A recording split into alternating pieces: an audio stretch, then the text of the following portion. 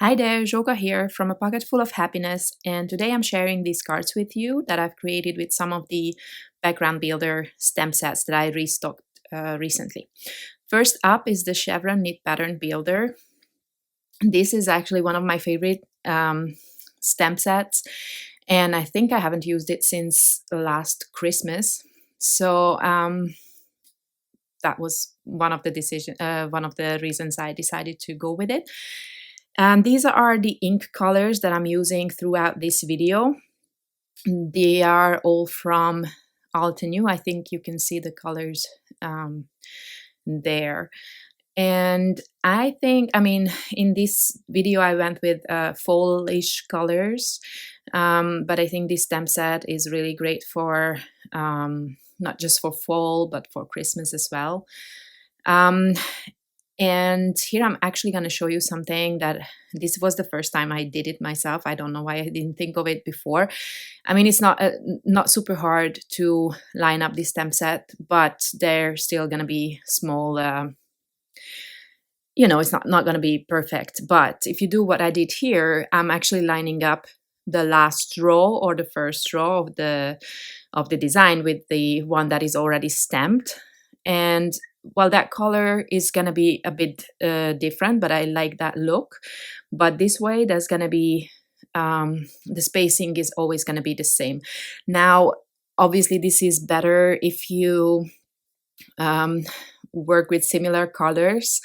Otherwise, the colors can get muddy, which is why this next line I'm not going to line up. So you can see that there is a bit of a white space there, but I could have actually done that because the two colors are not that different. They wouldn't have been bad, I think. So next time I know better. But if you see the bottom, everything is lined up perfectly. Okay, so for this last one here, I had to pull out another color because the colors that I chose were not enough. So I decided to add this kind of like a butter color. So yeah, this is the finished background. I think it's super fun. And now here is another favorite of mine, the Leopard pattern builder. This works well. This is a seamless pattern, so basically you could stamp it several times at the top or the bottom or the left or the right. It's gonna give you a continuous pattern. Now, what you have to be careful about is how to line up these ones. You should be able to see just a hair of the previously stamped image through your stamp when you line them up, and then they are gonna be perfect. There's not going to be any line between them. Obviously, this is a little bit of a trial and error, how they, how it's best to line them up, but it's really not that hard. So don't be afraid of trying these. Okay, so this is going to be my second panel. And then another favorite one here is going to be the Argyle pattern builder. This one is super simple. You will see in a second. So I stamp this larger image first, and then I could, so here I went with an orange one, an orange color, and then the other one, here I just moved the stamp a little bit to fill out those white spaces in between the orange ones, and this is going to be like a coral color. And then I'm building up the top, which eventually actually I didn't really need to do, because then I'm gonna cut apart this panel. But if you want to build a full background, then this is how you do it. And then of course you can do or stop here, or just add this accent, like stitched lines on top. And you can also fill the white spaces, by the way, so you could technically add 4 colors if you wanted to, or embossing. I've seen somebody do it, and it was absolutely fabulous. So there's plenty of options with this one as well. Okay, so this is going to be my third panel. And now I'm going to pull out cardstock in the same colors or similar colors that I used. So I kind of try to match these to my inks. And I'm going to work with some of my dies here. This one is the Love Letters set. This comes with 4 letters and then 4 shadows. These are the shadows here.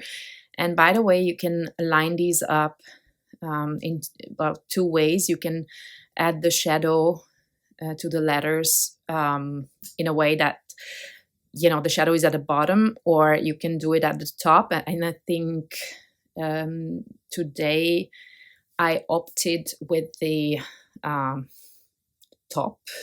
So basically you will see I will line up the letters at the bottom so that the shadow basically is at the top.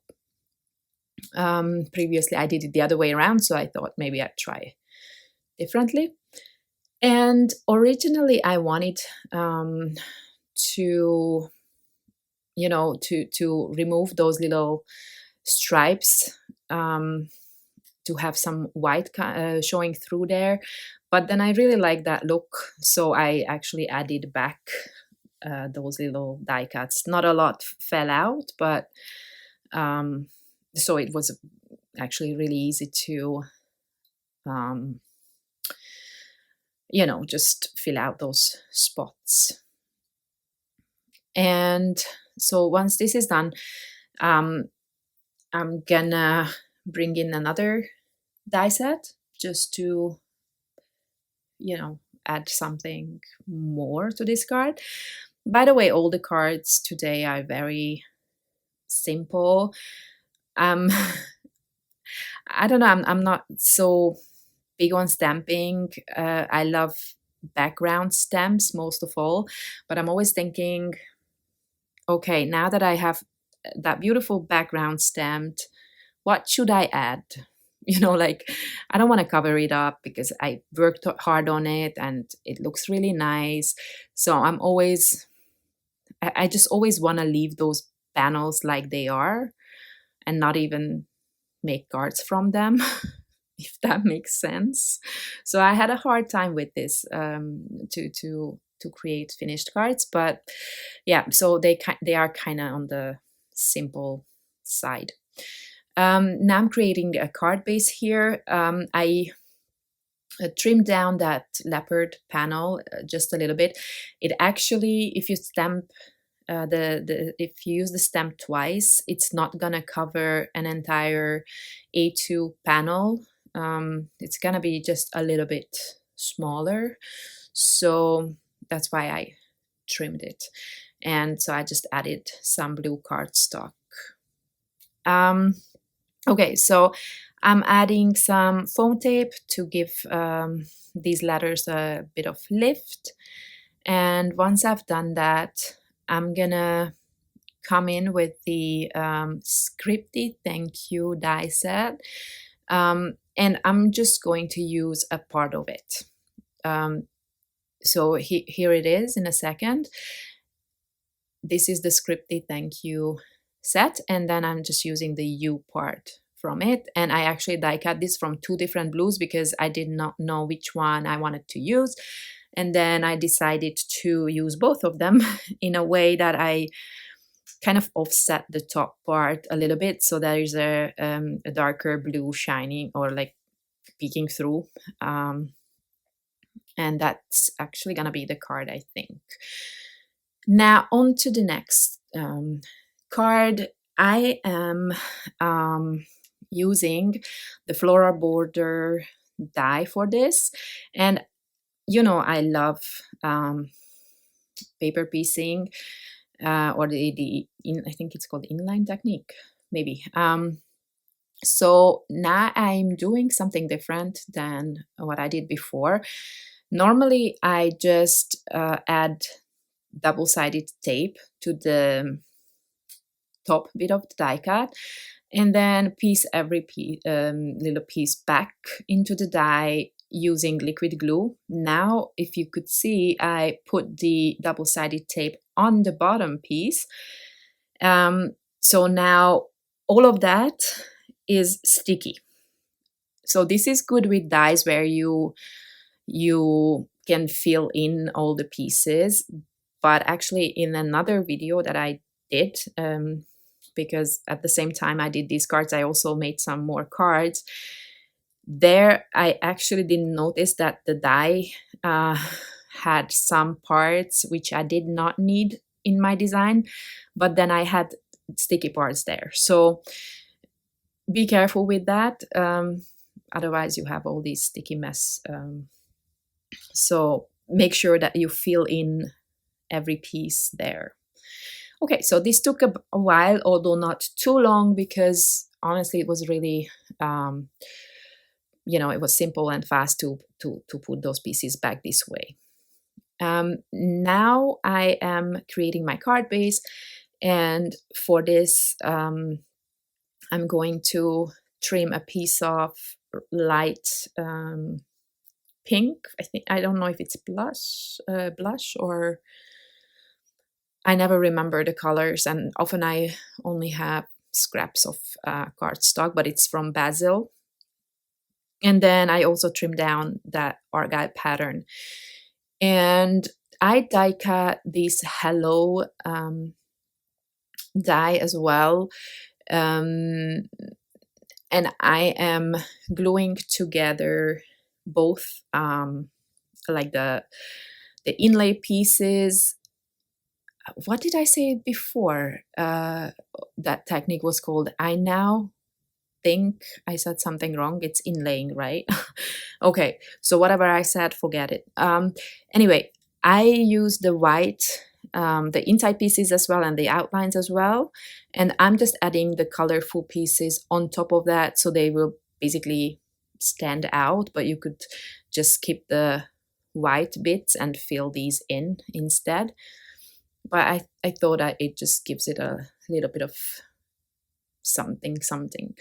And as you can see, the H and the E are connected, so I just trimmed those so I could have two different colors.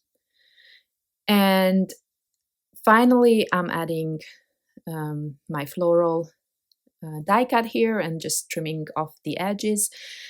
And once I glued down the Hello, as a final step, I'm gonna add some enamel dots like I often do. And I probably spent a lot more time on this than what you will see in the video, because I don't know, sometimes it takes more time than the card itself. Okay, moving on to my final card. This is with the knit pattern panel, and now this one I really didn't want to cover up, so I am just going to add some really simple butterflies to this. For those, I created 2 layers, 3 colorful ones and then 3 white ones, and I offset them a little bit just so that the white helps them stand out. And once I glued them together in the middle, I will just or I stitched them down with my sewing machine just for an extra texture and interest, and just because I like stitching. So that's it. It's very simple. And then I bend up the wings for a little bit of dimension. And of course, I'm also going to add some enamel dots. I'm trying to match the colors as much as possible. Some of the colors are more difficult than others. I don't think I have a lot of the this butter kind of color, and also the blues are not quite right, and purple, magenta, some of them are difficult. But I do have most of the colors, and then I just kind of scatter them around on the background. And now I also decided to come back to some of the cards and add some twine.